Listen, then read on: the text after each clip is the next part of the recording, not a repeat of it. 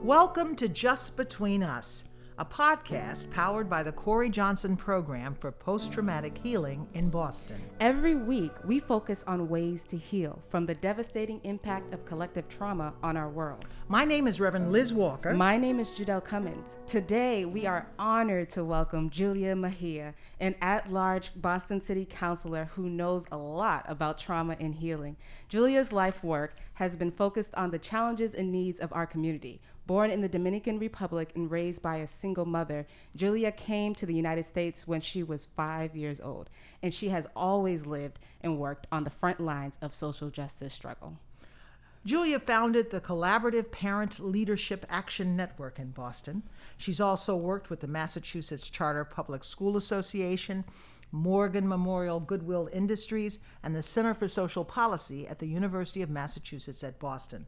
She's also worked on one of my favorite organizations, Project Hope. Now, all of these organizations deal with lifting up people of color, people on the edges. So you are one of my sheroes in the world, of course, and we welcome you here. Public service, of course, Julia, is fraught with so many challenges these days. Yet here you are in public service. Why did you choose this? I mean, because nobody even trusts public servants, it seems, these days. Why did you choose this way to do your work? Well, first, thank you so much for having me here today. I'm so incredibly honored and geeking out right now. I think in many ways, I don't even trust government, right? Wow, and wow. I think that given my journey in this space, and I'm right now in a system that I fought my entire life. Yeah. So to be on the inside trying to move change, I can see why so many people are beginning to lose hope in government. And the reason why I got into it is because I really wanted to inspire people to believe and not to give up hope, because the minute that we stop believing in the process, then the process will continue to leave us behind. And so for me, it's really an opportunity to change the way we do business in government and really help people understand the role that they play in that decision-making process. I just want to follow up because you said something that you see from the inside why people don't trust. So what do you see? Yeah, well, it's so funny because for those who don't know, I won by one vote. And when I walked into City Hall, my thinking was, wow, we're all going to work together and everyone, but each office works independently and everyone's working on different issues. So the sense of collaboration is a little bit harder to do that work inside city government because people have different competing interests or values or issues that they're focusing on. So finding some common ground from the inside is really challenging. And then I also think that the way the system is constructed, it really doesn't lend itself for real meaningful collaboration. And what I say all the time is that Boston is resource rich, but coordination poor. And everyone always working in their silos. And so that is what I see on the inside. And for me, I think that in this moment in time, we have a responsibility to break down those silos and to work across our differences to move the work forward. And that's what I'm hopeful for. So do you mentioned collaboration. Are there any tools that you try to implement to kind of encourage collaboration, just from your space where you work? Yeah, so one of the first things when COVID came into play, there were a lot of issues, but there's one moment in my first term that always stands out in terms of what real collaboration looks like is the fireworks. They were popping off everywhere, all across the city, and it impacted everyone. And the thing is that oftentimes here in the city of Boston, we do a lot of finger pointing. But when you stop to think and talk to people about their why, we heard from young people that this was a way for them to release stress, that this was a way that they had lost loved ones and they had no way of being able to express their trauma. All of these issues were really driving a lot of the things that we were seeing around the fireworks. So we were able to convene over 450 people on a virtual town hall across the city to come up with a community-centered approach to deal with this. And as a result of that work, the city implemented a citywide task force, which brought community together and law enforcement to really address this from a community-centered approach. And so that to me was a really great example of what happens when we're intentional about being collaborative. If we could talk a minute about your personal experience. You mentioned trauma. Yeah. And I think we all bring our own experiences, Judella, and I've talked about this before, of trauma into our work and into where we are, just like those young people you were trying to help in the community. What is your story? What do you know about trauma?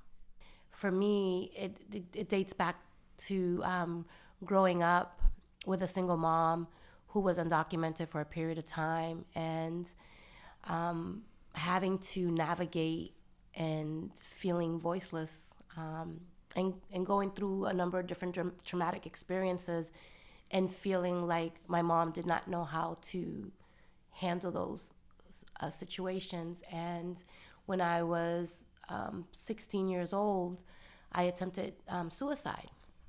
I took one pill for every miserable year that I had on this world. And I was really sad because my mother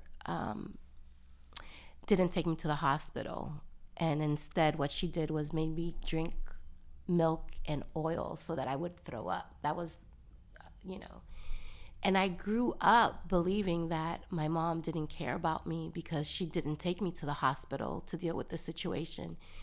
And it wasn't until I was probably in my early 40s. I was at a conference, and it was called Trauma in the Village. And I realized at that moment that all these years I had been carrying untreated trauma because I grew up believing that my mom did not care about me.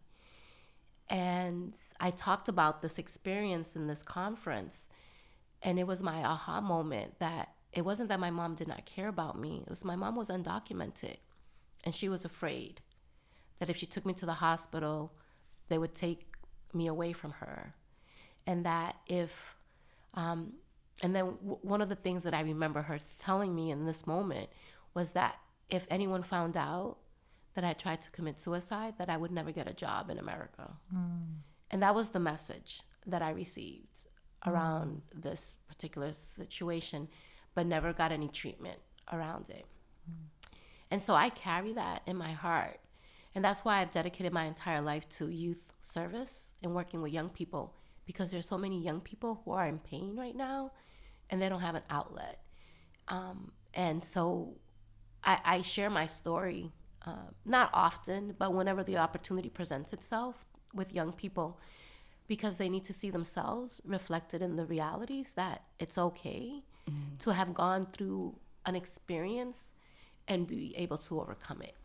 And it's that particular moment that I think when I had the realization that my mom loved me, she just didn't know how, that made me feel like, oh, okay, but it took years for me to be able to see that.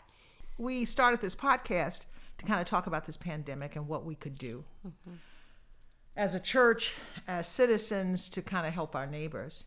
How do you look back at this last year and a half on the best of what this community got through, how we got through, and the biggest challenges of this pandemic? Yeah. When it came onto the scene, I knew that this was, and people hated the fact that some folks had an issue with the fact that I saw this as a blessing in disguise. And that there was something here for us to learn about ourselves, about how we react, how we lean into this. And I remained with that. What is this here to teach us? And how will we respond in a way that is going to address the things that we have been neglecting for far too long? And that's how I chose to experience COVID. What I loved was the way that community came together. It felt like the village came back. People were checking in on each other. People were like, okay, I'll cook. Okay, I'll watch your kids. Like, everybody was trying to figure out how we can survive this as a people. But I think that the challenges that we had neglected reared its head in a way that we could no longer ignore it. And I think that that's where the opportunity really presented itself for people to be innovative. And we saw things that we were like, oh, for real? Now all of a sudden y'all can do this? Why weren't y'all doing that before? Let me find out. You were holding out on me. So I think it created an opportunity for government to really show what is possible when we lead with the urgency that this moment required. And I was happy to see that and to be a part of that. Mm-hmm. So now, what are you looking forward to the most as we move forward? Well, I'm looking forward to more people getting vaccinated.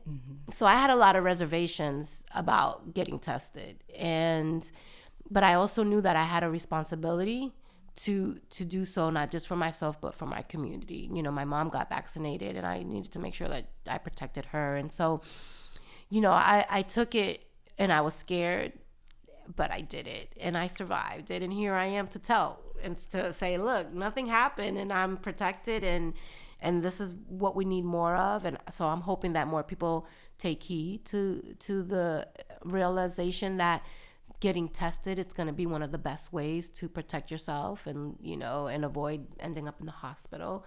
So I'm hoping that people will carry on that message and live it.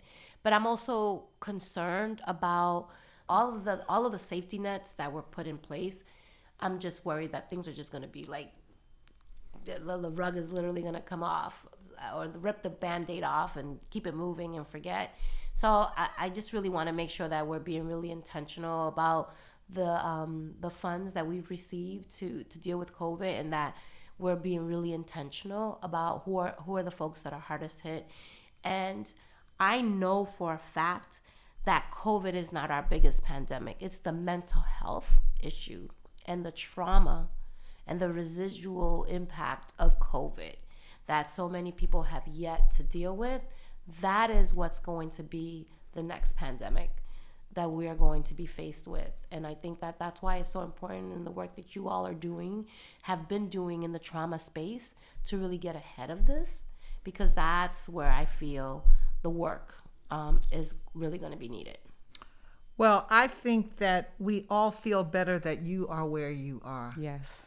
And for the days ahead and the struggles ahead in this pandemic and just in life in general. Julia, we are so proud of you, and thank you so much for joining us today. This has been just a real a lifting kind of moment despite all our challenges. So thanks for coming. And that is it for this week's Just Between Us. We hope you'll continue to join us on this podcast when we have it, and on our weekly Zoom conversations called Can We Talk, where people from all walks of life share their stories of loss, grief, hope, and healing. If you want to learn more about Can We Talk and the Corey Johnson program, you can visit our website at rpcsocialimpactctr.org. That's rpcsocialimpactctr.org. Take care of yourself. Thanks for joining us, and be blessed.